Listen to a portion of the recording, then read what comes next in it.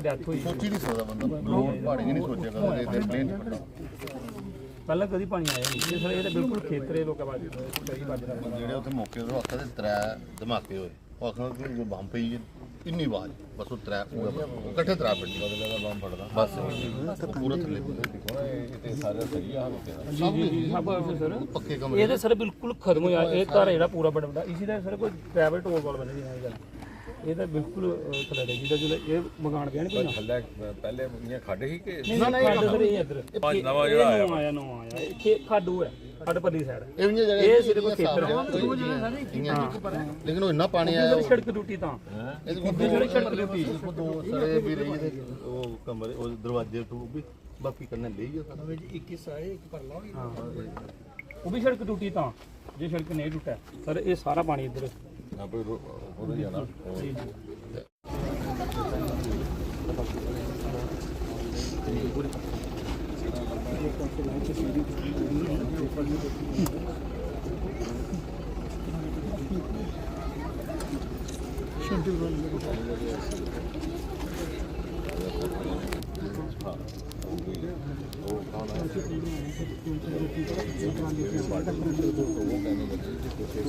हो जाना प्लीज यार कर दिया सर कर दिया हमने तो बस हो जाएगा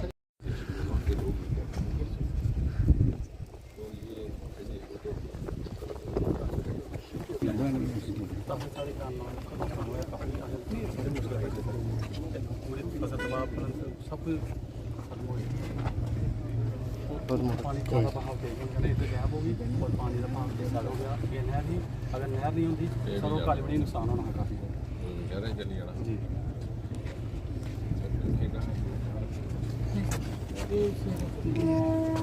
ऑनलाइन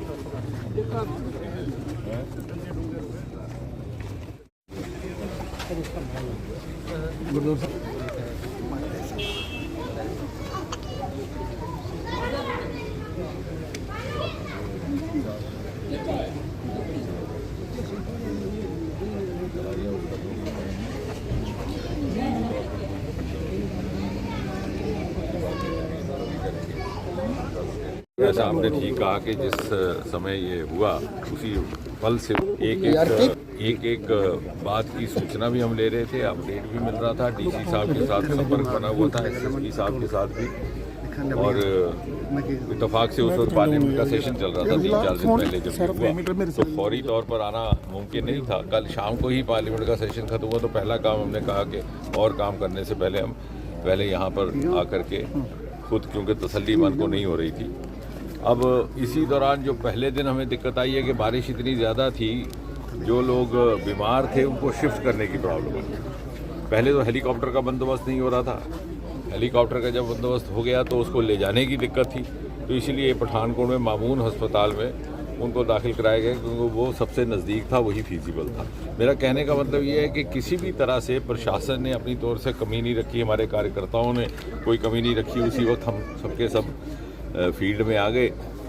उसके बाद ये जो रिलीफ कैंप्स लगे हैं, ये घाटी में, इसी तरह बाकी जगह भी हम 6-7 जगह जाएंगे, वहाँ पर उनको लेकर के यहाँ के प्रशासन से भी बातचीत हुई है। मुख्यमंत्री जी ने खुद इसमें दिलचस्पी ली है। कल एक समीक्षा बैठक भी हुई, एस्टीमेट भी मोटे तौर पर बनाया गया। फौरी तौर पर जो हमारा एस्टीमेट बना है कि इनको फौरी तौर पर रिहेबिलिटेट करने के लिए वो लगभग 25 करोड़ है, लेकिन लॉन्ग टर्म जब इनको परमानेंट रिहेबिलिटेशन करना होगा तो उसमें काफ़ी बड़ी रकम दरकार होगी, लगभग 150 करोड़ तक, 100-150 करोड़ तक। उसमें हमारा ये इरादा है कि इनको मकान तो बना करके देने ही है, साथ में इनके लिए ज़मीन की भी व्यवस्था की जाए, क्योंकि ज़मीन का भी नुकसान हुआ है, कुछ बह गया, कुछ ख़राब हो गया। और डीसी साहब ने इनके लिए 1 महीने के राशन की भी व्यवस्था की है।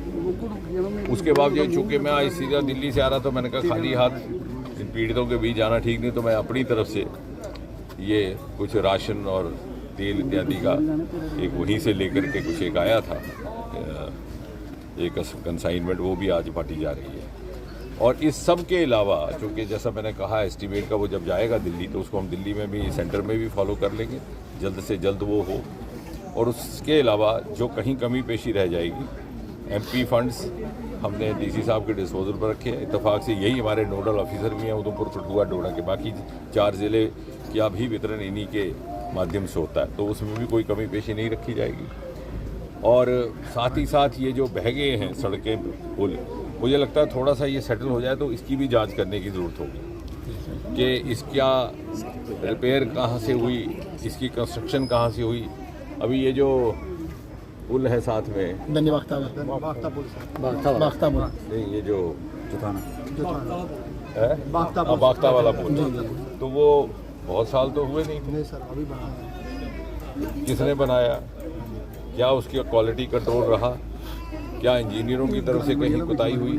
क्या ठेकेदार की तरफ से कोई कोताही हुई? बहुत से लोगों को ये भी शिकायत है कि 2014 से पहले एमपी एमएलए खुद ही ठेकेदार हुआ करते थे।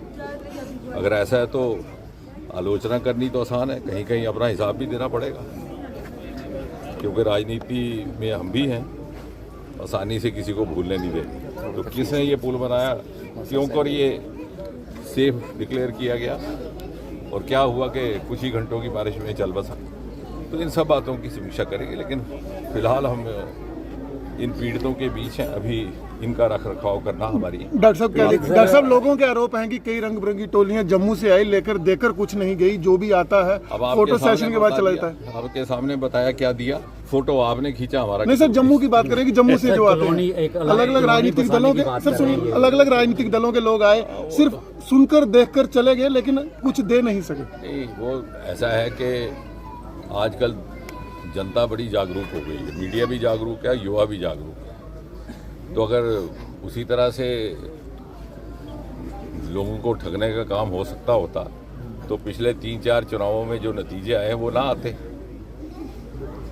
सर कॉलोनी की बात करें जो लोग सेफ प्लेसेस, ये हम करेंगे। उसके लिए क्या है कि पहले हमें ज़मीन शनाख्त करनी पड़ेगी। ये मनसूबा, ये हमने मशवरा रखा है प्रदेश सरकार के आगे भी, और मुख्यमंत्री जी ने भी गंभीरता से इस बात को सुना है। हुआ क्या कि इसी बीच किश्तवाड़ की त्रासदी हो गई, तो पार्लियामेंट के सेशन के बीच में ही मैं रात को वहाँ जाना पड़ा। 10 घंटे की ड्राइव करके हम रात को पहुँचे, और वहाँ पर 2-3 घंटे रुक के सीधा ड्राइव करके फिर से 10 घंटे वापस पहुँच के दिल्ली पहुँचे, क्योंकि शुभांशु शुक्ला को वहाँ पे रिसीव करना था एयरपोर्ट पे, जो हमारे आंतरिक यात्री हैं। तो कहने का मतलब ये है कि हमारी स्टोली की तरफ से कहीं कोई कमी नहीं रही है। 25 करोड़ का फौरी तौर पर पैकेज आपने कहा, क्या वो डीबीटी मोड पर रहेगा या फिर इनको एडमिनिस्ट्रेशन खुद कह सकते हैं उसको? उसका ये कह सकते हैं कि एस्टीमेट है कुल मिलाकर के, और उसको किस तरह से उसका वितरण होगा पार्ट्स में, इंस्टॉलमेंट्स में, वो वर्कआउट किया जाएगा। फिलहाल एस्टीमेट बनाने का काम हुआ है, क्योंकि अभी तक तो डीसी साहब भी और उनकी सारी टोली यहाँ पर व्यस्त थी। लोगों को पहले उनकी जान का रख रखाव, बचाव करना था, उसके बाद उनको सेफ जगह पे, डेस्टिनेशंस पर पहुँचाने का काम था। अब ये धीरे धीरे पेपर वर्क। सेना का भी बड़ा फ्रिक्वेंट एक्शन रहा है, चॉपर अरेंज कर दिए गए। सेना का बड़ा फ्रिक्वेंट एक्शन रहा, चॉपर अरेंज बड़ा आभारी हूँ, बल्कि यहाँ पर ही नहीं बल्कि किश्तवाड़ में जी बिल्कुल, जो बेली पुल उन्होंने रातों रात बनाया, और उस दिन इतनी तेज़ बारिश थी कि चाहते हुए भी हेलीकॉप्टर में इक्विपमेंट वहाँ नहीं पहुँच रहा था, क्योंकि बहुत भारी मात्रा में वहाँ मलबा वगैरह हटाना था। तो रातों रात आर्मी, इंडियन एयरफोर्स, CRPF, और उसके बाद हमें महसूस हुआ कि BRO के पास अलग किस्म की क्रेन्स और वो इक्विपमेंट, तो BRO वाले भी पहुँच गए। तो किसी की तरफ से कोई कमी नहीं रही है, लेकिन ये अनहोनी बात हुई है। अब ये क्यों हुई है, इसको लेकर के भी हमने एक मिशन मोड में एक प्रोजेक्ट लॉन्च किया है कि ये जो हिमालयन बेल्ट है, चाहे वो जम्मू कश्मीर है, हिमाचल प्रदेश है, उत्तराखंड है, एक के बाद एक इस तरह की आपदाएँ हुई हैं, कहीं क्लाउड बर्स्ट, कहीं फ्लैश फ्लड्स, उसको लेकर के भी हमने एक प्रोजेक्ट शुरू किया है। क्योंकि क्लाउड बर्स्ट का फोरकास्ट नहीं रहता, बारिश का फोरकास्ट हो जाता है जी। बारिश तो यहाँ भी कही गई थी, लेकिन क्लाउड बस वहाँ एक लोकल फैक्टर्स की वजह से, वहाँ कोई टेम्परेचर चेंजेस होती हैं, हवा में कोई मॉइस्चर चेंज, उससे हो जाता है। लेकिन उसको भी कितनी हद तक एवेल्युएट किया जा सकता है, उस मकसद को लेकर के भी अपने मिशन मोड में हमारे ही विभाग ने, विज्ञान और प्रौद्योगिकी विभाग ने, मैंने पार्लियामेंट में इस बात का ब्यौरा भी दिया। डॉक्टर साहब आपदा तो आई है, लेकिन क्या देखते हैं इकोलॉजिकल इम्बैलेंस को कितना बड़ा कारण मानते हैं, क्योंकि हमारे यहाँ पर ही ये त्रासदी हुई है किश्तवाड़ में। मल्टीपल फैक्टर्स हैं जी। एक तो क्लाइमेट चेंज दुनिया भर में हो रही है, जी बिल्कुल, उसकी वजह से भी हो रहा है। ग्लोबल वार्मिंग दुनिया भर में हो रही है, ग्लेशियर्स पिघलने शुरू हो गए, जो ना कभी सुना था ना सोचा था, वो होने लगा। उसके अलावा जो हमारी कंस्ट्रक्शन एक्टिविटी है जी, बिल्कुल, उसके ऊपर भी, exactly. क्योंकि एक बात ये सुनने को आई कि बहुत से लोगों ने खुद ही कहना शुरू किया कि साहब ये एनक्रोचमेंट्स हटाइए जब इसके बाद। तो मैंने कहा भाई एनक्रोचमेंट्स भी आप ही ने की और हटाने की बात आपने, क्योंकि जब हम एनक्रोचमेंट हटाने के लिए जब भी कोई डीसी साहब मुहिम शुरू करते थे तो वहाँ से आवाज़ आती कि साहब रोक लीजिए, और उस दबाव में रुक जाता था।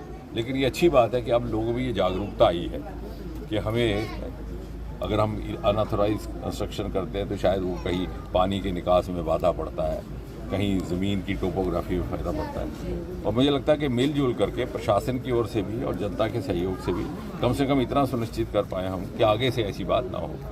बिल्डिंग का लगा है कुछ, नहीं, उसके लिए भी एनवायरमेंटल कंसिडरेशंस को और ज़्यादा पुख्ता किया जाएगा। उसको लेकर के मिशन मोड में हमने एक national mission for Himalayan ecology sustainability एक लॉन्च किया है। Thank you sir, thank you.